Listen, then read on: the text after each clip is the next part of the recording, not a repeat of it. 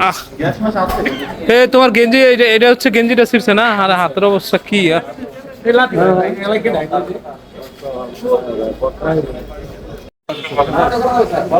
বাইরে ছিল